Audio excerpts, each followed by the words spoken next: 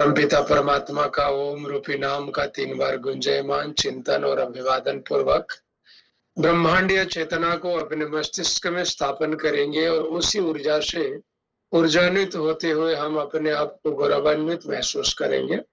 आइए लंबा गहरे श्वासों के साथ मूल चेतना में ब्रह्मांडीय ऊर्जा में जुड़ने की प्रयास करें।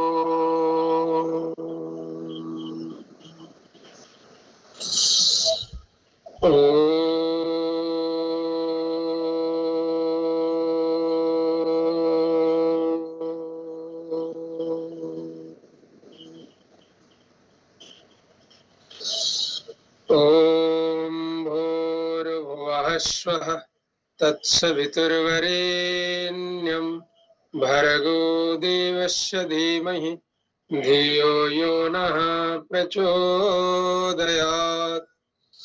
ॐ त्र्यम्बकं यजामहे सुगन्धिं पुष्टिवर्धनम् उर्वारुकमिव बन्धनान् मृत्योर्मुक्षीयमामृतात्।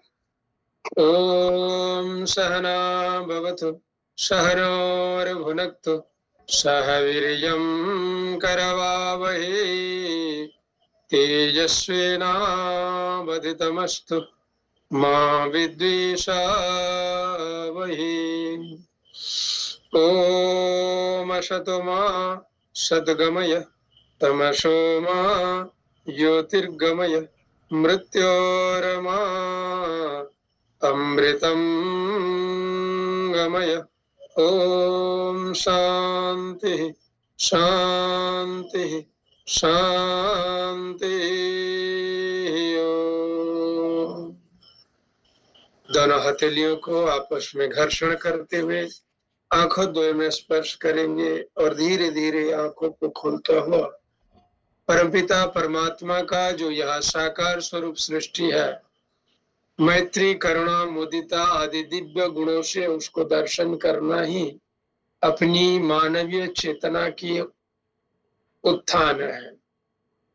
तो आइए दोनों हाथ सामने ले आएंगे और उंगलियों का स्ट्रेचिंग, जो लिखते लिखते टाइप करते करते हाथों में अकड़न जकड़न आ जाता है और आजकल पक्षाघात, पैरालिसिस, टिंगलिंग सेंसेशन आदि कई सारे उत्पन्न हो रहे हैं स्नायु तंत्र की दुर्बलता के लिए। तो यह वाली जो विधि है बहुत लाभदायक है। कम से कम 5 से 10 बार तक लंबी लंबी श्वास लेते हुए मुट्ठी बंद करें, श्वास छोड़ते हुए मुट्ठी को खोलें, थोड़ा सा प्रभाव बनाएं मुट्ठी को। स्नायु तंत्र को बलवत्ती एवं मजबूती बनाना है।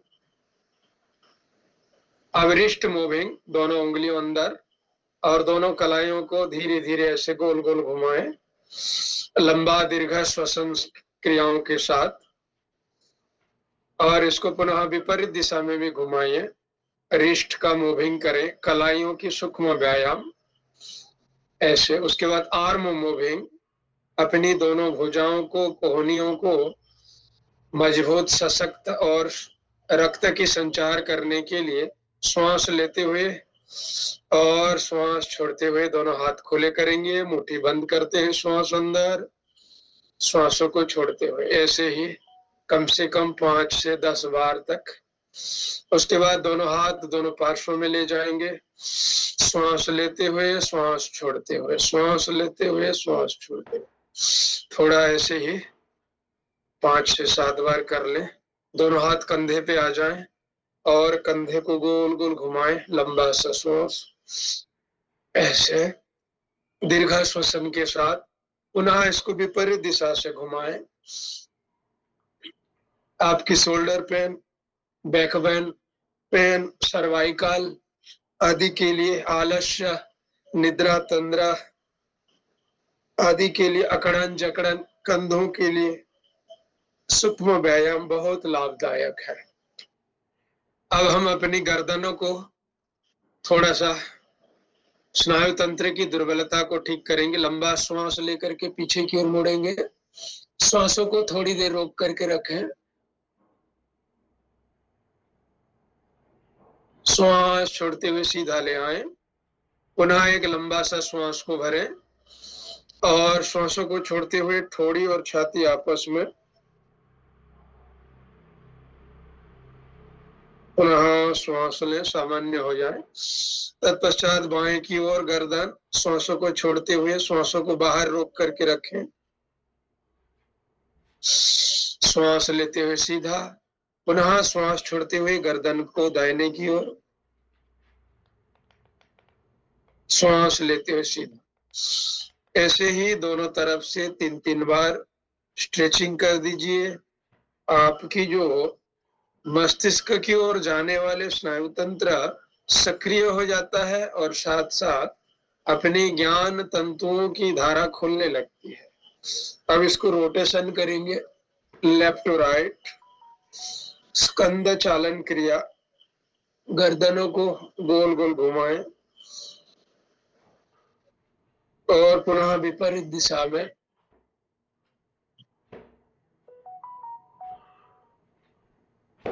Left to right and the right to left. Relax. अब हम करेंगे भस्त्रिका प्राणायाम। दोनों हथेली पे वायु की मुद्रा, घुटने द्वय पे स्थापन करेंगे। दीर्घ लंबा श्वास क्रियाओं को भरेंगे अंदर और दीर्घ श्वसन क्रियाओं को छोड़ेंगे।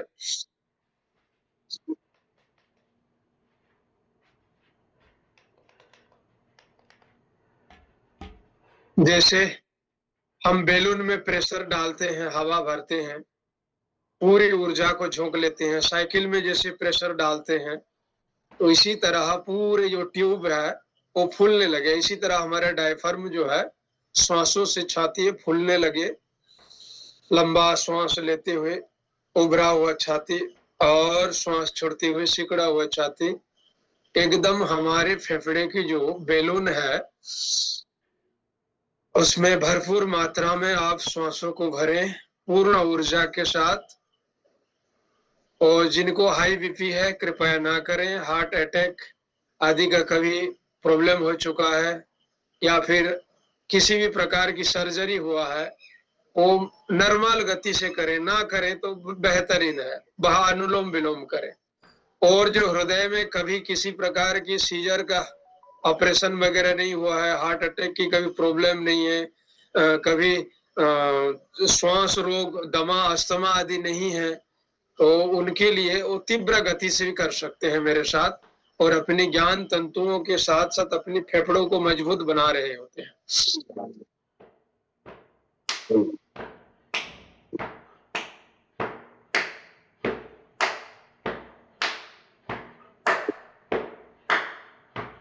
बस 10 बार। अब रिजल्ट देखें। पूरे हृदय से लेकर के पूरे स्नायु तंत्र, अपने गर्दन से लेकर के मस्तिष्क तक जितने अवरुद्धता था वो सब खुलने लगी है। जितने भी ट्रैफिक जाम था कोलेस्ट्रॉल के चलते, कफ प्रवृत्ति के चलते, अब श्वास ठीक रूप से हमारी उदान वायु ठीक रूप से अभी ऊपर की ओर उठ रही है और ज्ञान तंतुओं को सक्रिय बना रहा है, अस्त व्यस्त व्यवस्था को संयमित कर रहा है। अब नॉर्मल ब्रीदिंग करेंगे, ब्रीदिंग एक्सरसाइज, भस्त्रिका प्राणायाम। हृदय संबंधी विकारों को दूर करता है भस्त्रिका प्राणायाम और हमारी हृदय से लेकर के मस्तिष्क तक होने वाले जो छोटे छोटे बीमारियां हैं, sinusitis, epilepsy, migraine pain, headache, insomnia, निद्रा तंद्रा आदि जो हमको कमजोर बनाता है, उसी को भस्त्रिका प्राणायाम ठीक करता है। विशेष करके हृदय को भी बल प्रदान करता है, हृदय कमल को खोलता है। जो सिकुड़ा हुआ हृदय होता है, जो छोटी छोटी श्वास लेते हैं, वो लंबी श्वास लेना उनका अभ्यास में आ जाता है जब भस्त्रिका प्राणायाम कर रहे होते। और हमारी जो पैटर्न है श्वासों की वो ठीक से काम कर रहा होता है। और सवेरे सवेरे गुनगुना गर्म पानी से हम जब उषापान करते हैं तो हमारी ये श्वास नलिकाएं खोलने लगती है और हमारे सिकड़ा हुआ धमनी को, ब्लॉकेज को खोलता है, कोलेस्ट्रॉल लेवल को कम करता है। और भस्त्रिका प्राणायाम हमारे हृदय रोगों को आने नहीं देता है। और हमेशा हम दुर्बल होते हैं हृदय से दुर्बलता होते हैं। यही तो अर्जुन का स्थिति भी आया था कि इसीलिए भगवान योगेश्वर श्री कृष्ण गीता में कहते हैं, क्षुद्रम हृदय दौर्बल्यम त्यक्ता उत्तिष्ठा परंतप। हे अर्जुन, अपनी हृदय की दुर्बलता को छोड़ो और उठो, हृदय को सबल बनाओ। हृदय ही तो एक ऐसा है, हम समझते हैं एक मांस का पिंडुला ही हृदय है, ऐसा नहीं। हृदय हमारे शरीर के एक मुख्य पार्ट है। अगर वो नहीं रहेगा तो पूरे शरीर मूल्यहीन है। सारे प्रेम, करुणा, मैत्री एक सेंसिटिव चीज है। इतना सेंसिटिव है कि छोटी सी झटका भी लगता है तो हार्ट को, जैसे कि एक विचार है, कितना सूक्ष्म चीज है। किसी को बुरा बात बोल दो तो सीधे हृदय में जाकर के वो लगता है। जैसे किसी को पत्थर कंकड़ मार दो मस्तिष्क में, कैसे झंझनाहट होता है। तो हृदय में छोटी सी विचार भी जाता है तो हृदय की क्षेत्र को प्रभावित कर रहा होता है और दुर्बल हो जाते हैं। अर्जुन जैसे सामर्थ्यवान व्यक्ति भी हृदय की दुर्बलता को प्राप्त कर सकते हैं, तो हम किस खेत की मूली है भाई। तो आइए भस्त्रिका प्राणायाम करते हैं और हृदय को तरोताजा बनाते हैं। और जिनका हृदय कमजोर है, अर्जुन क्वाथ आदि का भी सेवन बहुत लाभदायक होता है। तो आइए 60 बार भस्त्रिका प्राणायाम करें। लंबा गहराई श्वास भरें और लंबा गहराई श्वास को छोड़ें। ज्यादा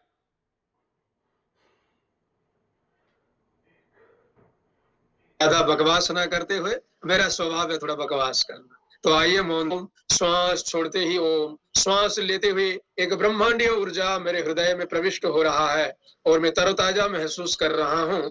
और श्वास छोड़ते हुए एक ही विचार, मेरे अंदर की जो काम, क्रोध, लोभ, मोह आदि विकार मेरे हृदय को मलिन करता है, उस मलिनता से मैं स्वच्छता कर रहा हूँ और कार्बन डाइऑक्साइड के रूप में दूषित वायु को मैं बाहर छोड़ रहा हूँ, एक संकल्प पूर्वक।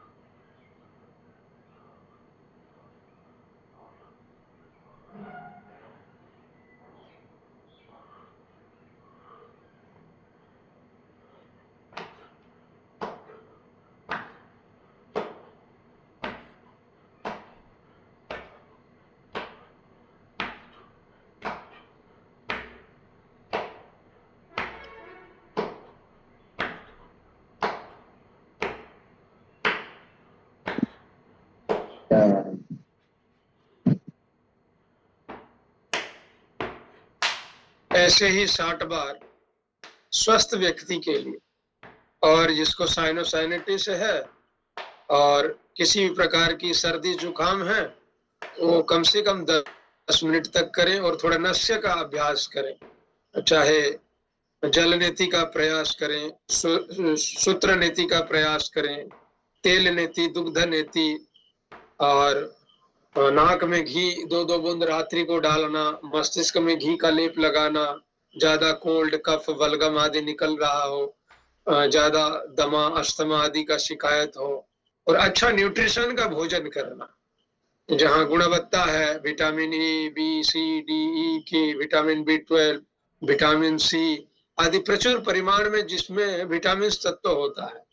हम ज्यादातर कार्बोहाइड्रेट को ज्यादा सेवन करते हैं, केवल वो पेट भरता है, उसमें ज्यादा विटामिन नहीं रहता है। तो ध्यान दीजिए हमारे खान पान भी अच्छा हो और नित्य प्रति प्राणायाम करें, ब्रह्म मुहूर्त में उठ जाएं, शुद्ध विचार, प्राणायाम से शुद्ध विचार आता है और शुद्ध विचार से ही आपका शरीर में दिव्यता झलकने लगती है। तो आइए कपालभाति करते हैं 1 सेकंड में एक बार। कपाल माने मस्तिष्क और भांति माने शार्पनेस, चमकीला, माथा की एक एक सेल्स शार्पनेस हो, एक एक सेल्स अस्त व्यस्त के चलते दूषित विचार आते हैं, एक भी विचार ऐसा ना हो कि हमारे मस्तिष्क को गंदा कर दे। जैसे कपड़ा गंदा होता है तो कैसे हमारा पर्सनालिटी खराब होता है, कहीं सभा में जाते हैं, कहीं किसी के इनागुरेशन में जाते हैं तो सहज रूप में एक अलग सा दिखाई देता है। इसी तरह मस्तिष्क को शार्पनेस बनाना है, शुद्ध रखना है, ब्रेन पावर ठीक करना है। वो कपालभाति साथ साथ हमारे उदर संबंधी रोगों को भी ठीक करता है। ज्यादा ऐसा भोजन ना करें कि कॉन्स्टिपेशन हो जाएगा। ऐसे ही वर्षा ऋतु में अग्नि की दुर्बलता रहता है और ज्यादा भोजन जितना हम पचा नहीं पाएंगे और स्वाद के चलते खा लेते हैं तो इंडाइजेशन हो जाता है।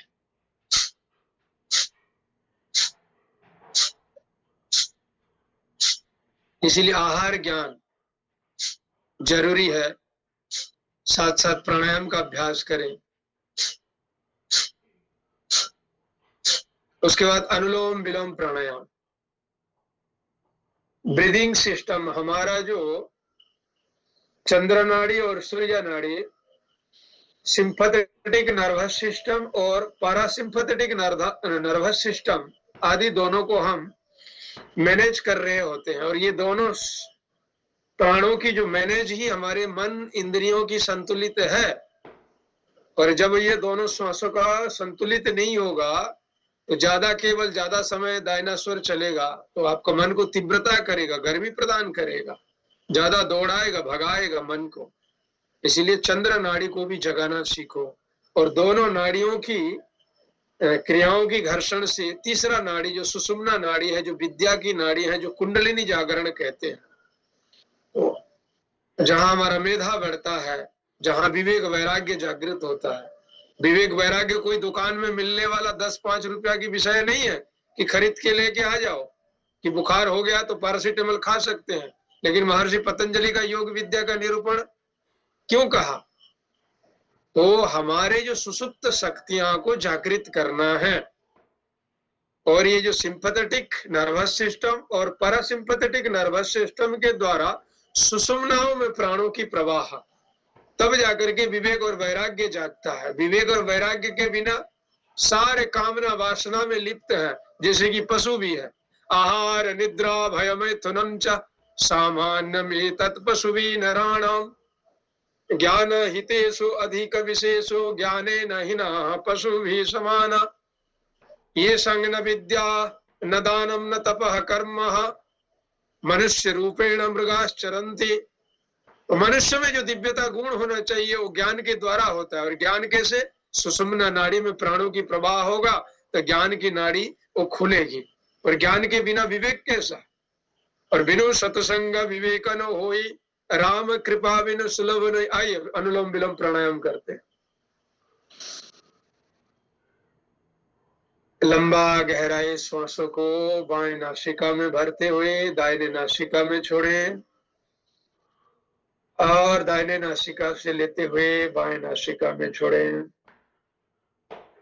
ऐसे ही आवृत्ति का पुनरावृत्ति दोहराते रहिए, कम से कम 3 से 5 बार।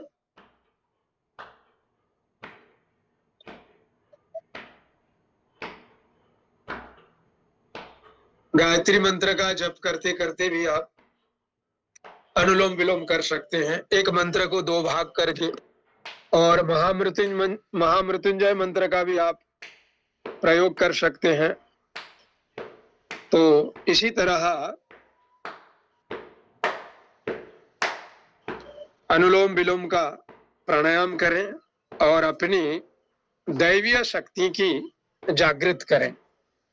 तो उसके पश्चात आइए हम बैठ जाते हैं। हमारा शरीर पूरी तैयारी हो चुकी है, मन हमारा अंतर्मुख हो चुकी है, अब अपने मन को अंदर की ओर मोड़ना है। तो आइए ध्यान की विधि सीखते हैं, जो योग की उच्च कक्षाएं हैं, उच्च अवस्थाएं हैं, और ध्यान के द्वारा समाधि को हम कैसे प्राप्त करें, अभ्यास करें। इसीलिए थोड़ा सा रिलैक्सेशन, हमारे मन को बाह्य चेतना से शरीर में एकाग्र करना, फिर श्वास में और फिर हृदय बिंदु में एकत्रित हो जाना। तो आइए सीधे होकर के बैठ जाएं, कमर गर्दन सीधा कर लें, हल्की सी कोमलता पूर्वक अपनी आंखों दोनों को बंद करें। इतना तीव्र दबाव ना दें जैसे कि डिप्रेशन ना हो जाए। कोमलता पूर्वक बाहर की कोई दृश्य ना दिखे। अपनी श्वासों को प्राकृतिक होने दें। जो ईड़ा और पिंगला को हम क्रियाओं के द्वारा सुषुम्ना में प्रविष्ट कर दिया, अब ध्यानस्थ में जाएंगे तो ध्यान के द्वारा अपने आप प्राण की गति सुषुम्ना में प्रवाहित होने लगेगी। अब हम शुरू करते हैं पैरों की उंगलियों के माध्यम से। अपने पैरों की उंगलियों को थोड़ा हिलाएं और सुखाद महसूस करें कि मेरे पैरों की उंगलियां ढीली होती जा रही है और मुझे सुखद अनुभव हो रहे हैं। आप महसूस करें वह धरती माता की आरोग्यकारी ऊर्जा मेरे तलवे से होते हुए एड़ी, पिंडली और घुटने तक जाते हुए घुटनों की निचले हिस्से को आराम पहुंचा रही है और मैं सुखद अनुभव कर रहा हूं। अब अपनी जांघों दोनों को ढीला छोड़ दें, यानी थाइज को रिलैक्स करें कि मेरी जांघ की मांसपेशियां ढीली होती जा रही है।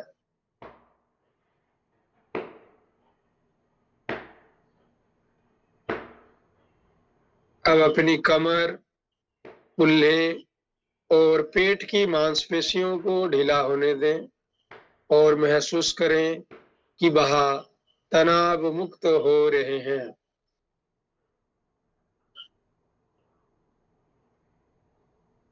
अपना ध्यान पीठ की ओर ले आएं।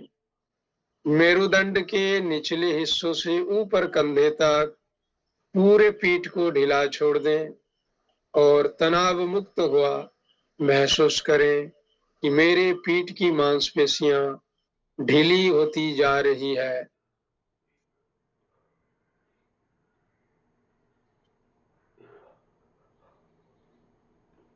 अब अपनी छाती और कंधों को ढीला छोड़ दें। महसूस करें सारा तनाव पिघलते हुए बाष्प के रूप में दोनों कंधों की ओर से ऊपर की ओर निकल रहे हैं।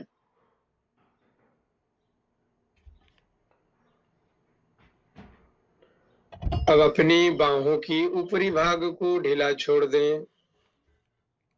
कोहनी, हाथ की कलाइयां, हथेली और उंगलियों की पोरों तक सभी हिस्से को ढीला हो जाने दें और तनाव मुक्त हुआ महसूस करें। अब अपनी गर्दन की मांसपेशियों को ढीली हो जाने दें और महसूस करें कि मेरी गर्दन ढीली होती जा रही है और शीतलता का मैं अनुभव कर रहा हूं।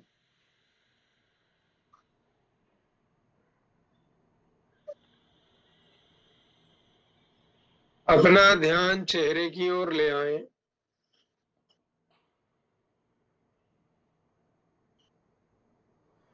अपनी जबड़ा, मुख, नाक, आंखें, माथा, कान, चेहरे की मांसपेशियां, सिर की ऊपरी भाग और सिर की पिछले भाग सभी हिस्से को ढीला छोड़ दें और तनाव मुक्त हुआ महसूस करें। धरती माता की आरोग्यकारी ऊर्जा आपके पूरे शरीर में फैल चुकी है और पूरी तरह से आप स्वस्थता का अनुभव कर रहे हैं, दिव्यता का अनुभव कर रहे हैं। फिर भी कहीं किसी भी हिस्से में तनाव का अनुभव हो रहा हो, तो आइए पुनः एक बार पैरों की निचली हिस्सों से सिर की शिखर तक एक बार फिर से स्वयं का अवलोकन करें और धरती माता की आरोग्यकारी ऊर्जा में थोड़ी देर और डूबे रहने दें और सराबोर हो जाएं।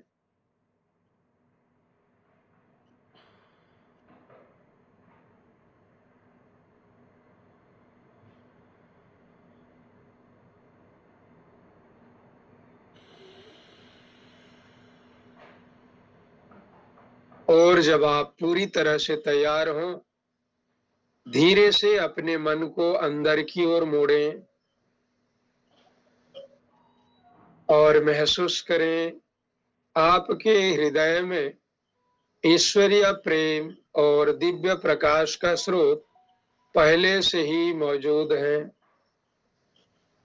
और वह दिव्य प्रकाश की स्रोत अंदर से आपको आकर्षित कर रहा है। उसी के आकर्षण से आपका मन धीरे धीरे हृदय की गहराइयों की ओर खिंचा चला जा रहा है। अपने हृदय में दिव्य प्रकाश की स्रोत का अनुभव करें और वह मुझे अंदर की ओर आकर्षित कर रहा है। इसी दिव्य विचारों के साथ आइए कुछ समय के लिए, अगले 10 मिनट के लिए अपने हृदय में ध्यान करना प्रारंभ करें।